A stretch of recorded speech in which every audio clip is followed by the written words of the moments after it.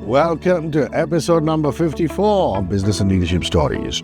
We've traversed over a half a century of episodes only because of the diligence and the sincerity and the friendship shown by Sachin Bhandary, the leadership coach.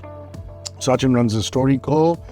He does amazing workshops where he revamps not just business leadership thinking, but entire organizations. And the power of telling the story in the right way and extracting a lesson from that story is what this show is all about.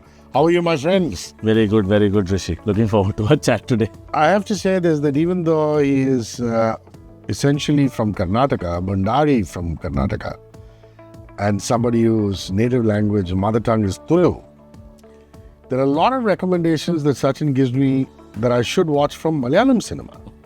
Adu Jeevitham being the latest one. I'm guilty of not having seen it as yet. The Prithviraj Sukumaran starum. And indeed, Malayalam cinema has now rediscovered itself. It was always the bastion for great stories, but somewhere along the line, they weren't getting the prominence and the funding that Telugu cinema or Tamil cinema was getting, and that has changed, which is wonderful. And indeed, today's story has something to do with Malayalam cinema. Yes. So talk to me about that. That's right. So a recent movie called Manjummel Boys was a sleeper hit. Apparently that movie is the highest grossing Malayalam movie in Tamil Nadu, and there's an interesting Tamil Nadu connection because the story is actually about a bunch of friends, in their 20s from this place called Manjummel, which is in Kochi district if I'm not wrong, who go on a trip to Tamil Nadu, to Kodaikanal, and they visit the place where this movie called Guna, which you also watched, right? The great Kamala Hassan. Yes, yeah. So they are so inspired by the movie and that scene which was shot in Guna Caves that they want to go and visit that place, and that's where the entire story plays out. And that's what has made this movie so successful in Tamil Nadu. And if I'm not wrong, it's also the highest grossing Malayalam movie of all times. And it's basically, if I'm not mistaken, a cave, a ravine where this was shot. Right. And the great Kamal sir has done such a splendid job. And I believe it has something to do with that ravine too. It's a real story. I think back in 2006, if I'm not wrong, this bunch of friends went to Kodaikanal and went to Guna Caves. They were not supposed to enter that place, but they did. And when they did, one of them actually fell into the ravine, which is 900 feet deep. And after that, the rest of the friends had to run around and try and see how could they save this friend of theirs, because one of them, so the friend who fell in was called Subhash. His friend Siju, who was a childhood friend, could not go back home because he had promised his mother, Subhash's mother, that I'm going to get your son back safely. And he felt that he would not have any face to show his mother if he did not. But when they went to the cops, they were actually thrashed, saying that you guys must have pushed him into the ravine and now you're coming and making a complaint to the police and things like that. So the movie is really about this entire journey of these boys.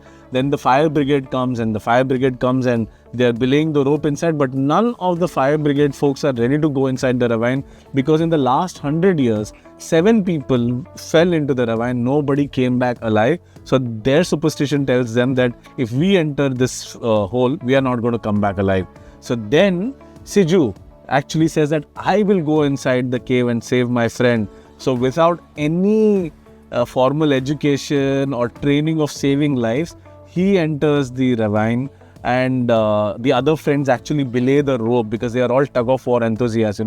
Probably you know that in Kerala it's a big sport. Yeah. So they help each other, and when Subhash comes to the ground, in the theaters you should see how the crowd goes crazy with the song, the climax and everything, and it's just goosebumps inducing. And if people haven't watched this movie, they must watch it. I'm sure it's on OTT already.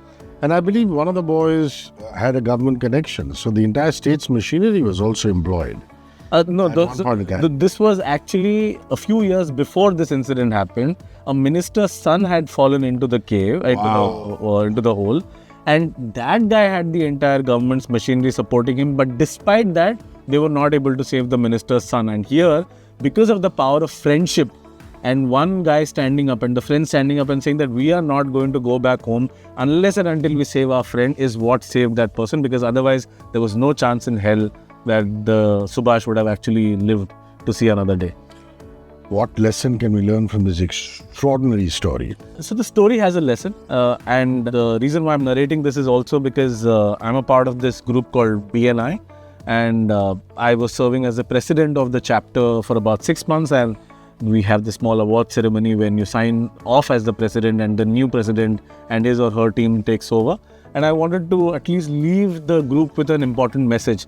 So I narrated this story and I told them that as a part of this community, as friends, our job always is to be able to pull someone up when they are in a pit. So if somebody is going through a difficult patch in their business, in their personal lives, or they are facing some challenges that they are not able to surmount on their own, we all have to come together and help and pull this person back to the ground, or if he's already on the ground, we push him to the sky and he or she is able to achieve everything that they want to.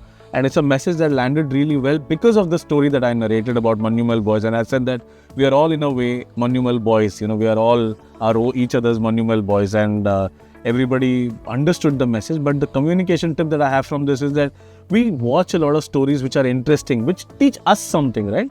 Before it teaches someone else, it teaches you something. If a story has taught you something, write it down, make a note of it. And when the time arises, when you have to be able to deliver a particular message to your team, to your customers, to your higher ups, use that story which influenced you in the first place. Because mostly what happens is that people want to deliver a message, but they then go scampering to figure out what should I say to deliver that message. So don't do that. Don't wait for that moment.